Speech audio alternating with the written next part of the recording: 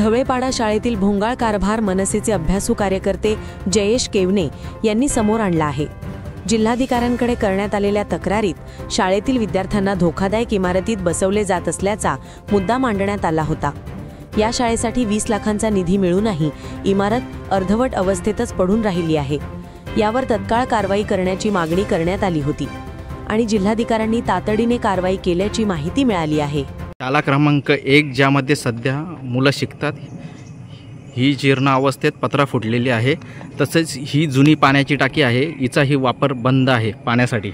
नवीन 2 पाण्याच्या टाक्या झाल्या आहेत। तसेच त्या कोपऱ्यामध्ये जी असणारी व्यायामशाला ती सुद्धा पाडण्यात यावी।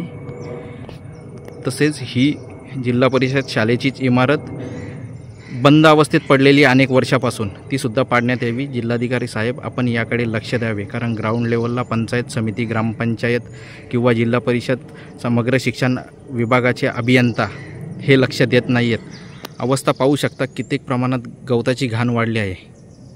तसेच जिल्हाधिकारी साहेब यांच्याकडे प्रमुख मागणी असेल, माझ्याच मागे जी जिल्हा परिषदची शाळा आहे ती भरतच नाही, कारण ती धोकादायक आहे। अक्षरशः तिला टाला लागलेलं आहे, त्या टालेला पण गंज लागलेला आहे। तसेच बाजूला जी व्यायामशाला आहे ती व्यायामशाला ही खूप वर्षापासून पडलेली आहे। ह्या दोन्ही इमारती पाडून टाकाव्या। तसेच आत्ता जी जीर्ण अवस्थेत पत्रा फाटलेली इमारत आहे, सध्या मुलं बसतात, तिचाही जो काही ऑडिट करायचे तो करून तिला पाडण्यात यावं। प्रामुख्याने एक प्रमुख मागणी असेल, जर जिल्हा परिषदची 2 मजली इमारत उभी राहिली तर जिल्हा परिषद शाळेच्या नावाने इथे आवारात कोणतीही वास्तू न राहता कामा नये, याची दक्षता घेऊन या इमारती पाडण्यात याव्या, जेणेकरून विद्यार्थ्यांना ग्राउंडची निर्मिती मोठ्या प्रमाणात होईल इथे। धन्यवाद। सर्वप्रथम आज दसरा या सणाच्या सर्व नागरिकांना खूप खूप शुभेच्छा।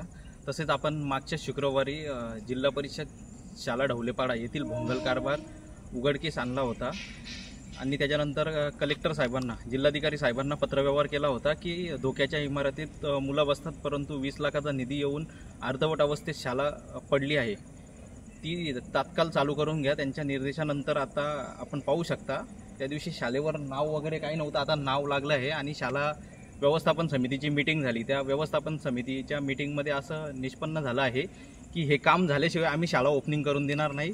तर शाळा व्यवस्थापन समितीचे जे काही मेंबर आहेत त्यांचे सर्वांचे मी आभार व्यक्त करतो, कारण की मी गावासाठी धावतोय, तर माझ्या पाठी सर्वप्रथम तुम्ही उभे राहिले याच्यासाठी तुमचे आभार मानतोय। याच्यापुढेही माझ्या पाठी असेच उभे राहत राहा आणि या गावामध्ये चालणारे वारंवार जे रेग्युलर भ्रष्टाचार चालू आहेत ते सर्व उघडकीस आणणार। मला भाऊबंदकी वगैरे काही नको, वाद वगैरे काही नको, परंतु जो रडारवर असेल तो रडारवरच असेल आणि मला मॅनेज करण्याच्या बाता केल्या जातात। ज्याच्यात हिंमत आहे त्यांनी मॅनेज करून दाखवा।